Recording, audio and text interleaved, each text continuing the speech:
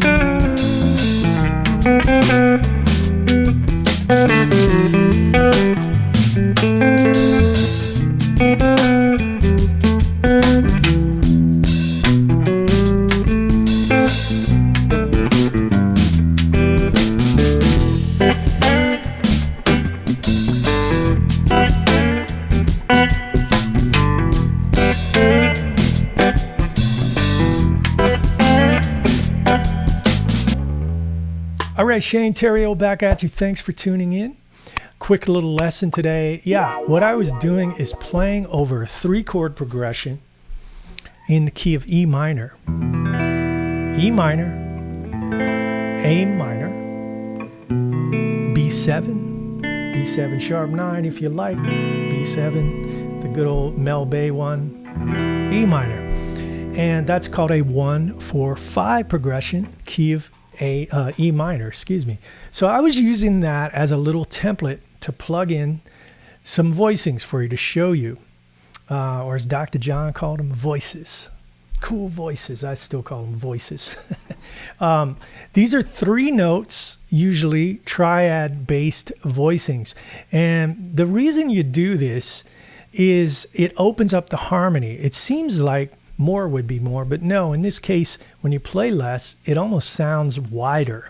And as a pro, when you're in a playing situation, a recording session, you're coming up with parts, you're playing with other musicians, especially keyboard players, or just singers, duets sometimes. You don't want to play the whole thing. You don't need to go, you know, that's good for some things, campfire maybe, or garage band sound and stuff. And it works, it has its place. But I'm going to show you how to make it sound just a little hipper by leaving out a bunch of notes. So the first thing I was doing, let's retool that E minor to this. That's an E minor triad with the root note on the 5th string. My pinky is playing the root on the 5th string, 7th fret. That's E, G, and B. Middle finger's playing the G, first finger's playing the B. So that is an E minor transplanted. Now to get to the 4-chord A minor, I'm going to keep it as close as possible, and that would be this. So my ring finger is going to play the 5th, that's the E. Pinky's playing the root on the 4th string. First finger's playing the minor 3rd, the C. So we're going from this to that. Now why does that sound tight is a word I'm going to use to describe it, because it's a tight harmony, and that is the concept of voice leading. So what does that mean? Well, right off the bat, there's a common tone there. That E stays. I'm switching fingers, but the note is the same. And then this note, this voice is just moving up a half step. It's very strong, tight, pleasing to the ear, and that's a concept called voice leading that you should start exploring. All right, we're going to use it again for the 5 chord. To play this 5 chord, which is B7, I'm going play that chord. Notice the third is in the bass. So if we're in B7, that's your stock one. That's the major third. I'm playing that with my ring finger, D sharp, ring finger. Pinky is playing the flat 7. Right there, I have all the information I need for a B7. Just 2 notes. There's no root, but you can hear that.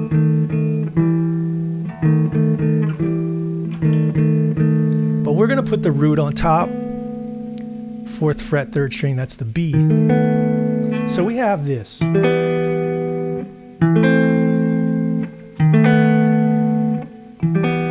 Now, a word about technique. I've been on this kick lately of not using a pick. I don't know how long it's going to last, but if you watch my last few videos, I haven't really been using a pick. By all means, you can use a pick. This is not supposed to be any sort of stylistic thing. I'm just showing you this over a funky little groove, whatever came up. You can absolutely use a pick. I know it sounds, you know, Spanish or whatever it is, but I just think it's a real melodic way to show you how to connect these shapes. All right. So the little groove you can have for free. Just give me a valid email address and click the link below and I'll send it to you. It's fun to play. So if we just isolate, get it to where you can smoothly change. Then you can start messing with the rhythm.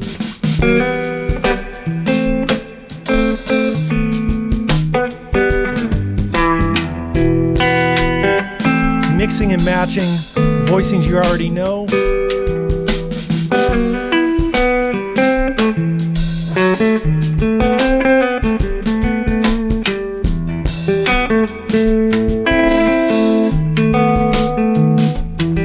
You can make little melodies just with those shapes. That's what I was doing. So, evil.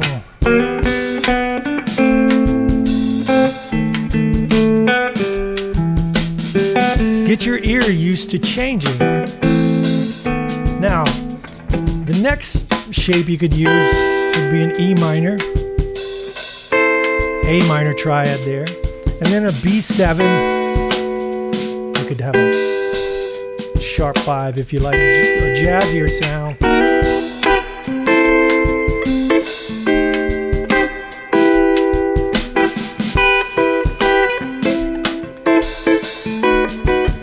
I practice like this all the time.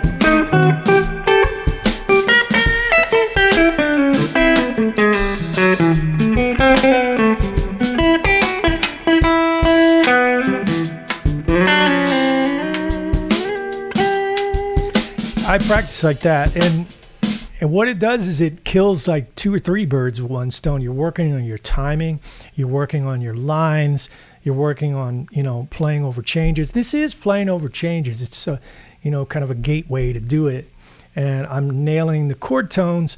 And what's fun about it is if you play it with no bass or no chords backing you up, you'll get to where you can hear the changes. All right, so hope you liked that little lesson.